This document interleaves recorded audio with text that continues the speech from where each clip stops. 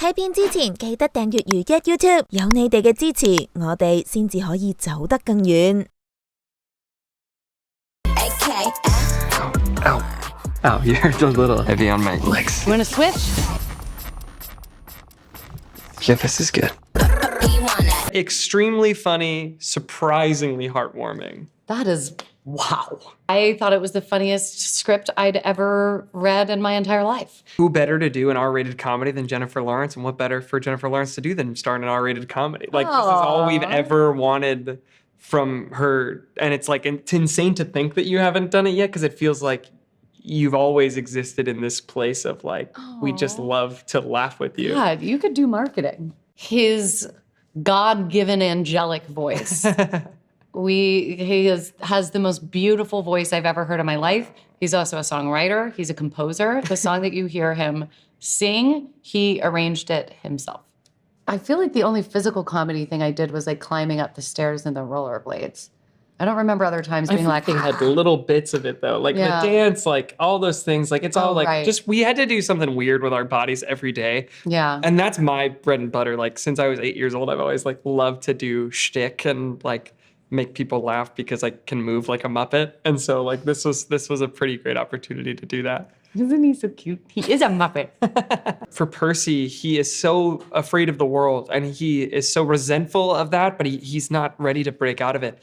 And so this connection with Maddie allows him to become an adult and be able to articulate his own decisions. She has grown up in the same house her entire life. She's mourning the loss of her mother, and I think she feels like selling her childhood home would be disappointing to her mother. It would feel like she failed her late mother, so she's determined to do anything to make that happen. And I think she doesn't think twice about this boy who's just kind of going to help her get from A to B, and he ends up changing her life. Oh my God, it was so cool. I've never done anything like it. It's, Gene was the head writer of The Office, so his alts are rapid fire and the funniest things you've ever heard in your life. So first you have to like belly laugh, wipe the tears away, fix your makeup, and then try to say it without laughing. So it takes kind of a long time. And everybody keeps asking us about doing improv. Andrew did a lot more improv than I did, but really it's Gene who's doing most of the improv because he's the one that's like thinking of these alternate lines like super quickly. And I'm just sitting there like, hey.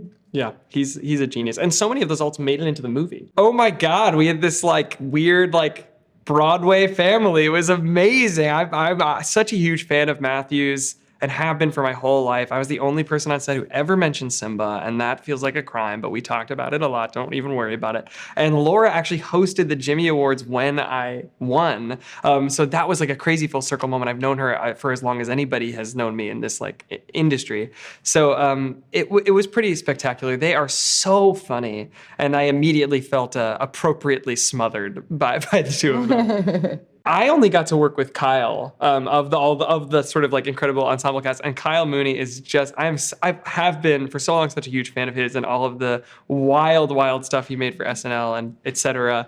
And so to get to do a scene with him, I mean, was pretty like bucket list cool. Yeah, working with Kyle Mooney was also great for me. There were a lot of alts and breaks in that. Natalie Morales and Scott MacArthur were just incredible. Yeah, I mean, I was starstruck by Matthew Broderick and his wig. I couldn't get through the first couple takes. That was just the perfect wig choice. The wig is its own celebrity. It is. It's about sharing that laughter. Yeah, you have to. Like that thing that happens when you're watching a funny movie by yourself, like you laugh, but it's still kind of like, you know, like this movie is laugh out loud. Yeah. Yeah, it would be a real waste of a hilarious comedy to wait for it to come out on TV. Don't do it. Yeah, I think that's absolutely right. I think you have to share it. Make a day of it. You know what? Make a day of it. Mm-hmm. No Hard Feelings is about a couple that puts out an ad looking for a young woman to take their awkward, introverted son and make a man out of him before he leaves for college in the fall. Maddie's journey is one of, I think, revealing self-truth. There's some things that she's kind of stuck inside of her and that have to come out, and she has to make some realizations and grow. I would say she's lost and she has to find her way. Percy, I don't think is lost. I think he's lonely. So he needs to make a connection, you know, he needs to find another human being and spend time with them and be vulnerable with them and connect with them. And I think you have these two people, one lonely, one lost, coming together and spending the summer together, and both their lives are changed because of it, of the other. All of it, just how naturally funny she is, how she can deliver a joke. Her timing is so good. If she only did comedy, she would be one of the comedy greats. She just has so many tools in her toolbox. This is just one of them, but it was really one that hasn't been used on film. I mean, you could obviously, it's clear how funny she is when she does interviews, but you know, I just feel like now everyone gets to see how funny she can be in a movie. That's really exciting. They play off each other so well. And their chemistry, you know, from the moment we had the chemistry test with them, it was clear that there was a lot going on between them. And I mean, that really is the heart of the movie. These two, if you don't buy this dynamic and this relationship and these characters, the movie won't work as well. And I think they sell it so well. I think that's why the movie kind of pops the way it does, because, you know, you care about them both and you believe this, what starts off as a transactional relationship and kind of turns into something else entirely. And they're both so grounded and so real and small emotionally, you know, big comedically when they need to be, but really they keep it very grounded and real. Physical comedy is one of those things that translates all cultures, all languages. It's a silent film in a sense. And it's visceral. It makes you laugh even if you don't want to.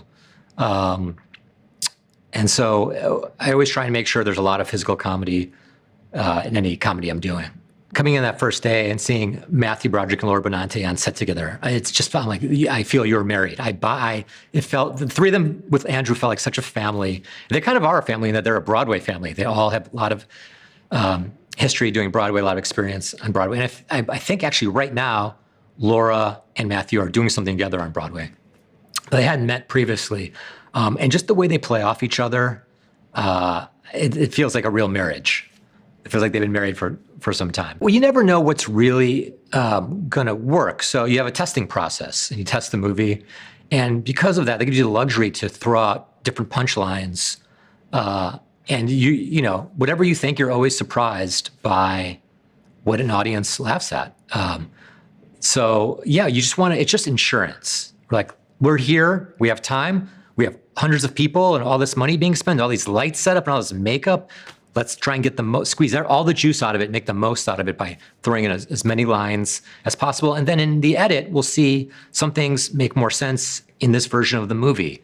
And some things, you know, there was a line that I threw in at the very end for something that we only did it once, but we use it in the movie because it just changes the tenor of the end of the scene. And I'm glad we did it. And why wouldn't you do it, you know? But in comedy, I think it's very important to have alts. Much like horror, I think comedy is a genre that needs to be seen in a theater with a group of people, because something happens in that dark room, right? There's an energy. There's, you know, sometimes I can't tell you the difference between when I'm at home watching something alone and I'm watching a theater. There's a different reaction. And I much prefer watching it in a theater. I laugh more. I enjoy it more. It's fun to laugh as a group, with strangers in a dark room. So it's definitely something that needs to be seen in a theater. I mean, that's the way it was made. It was made to be seen in a theater.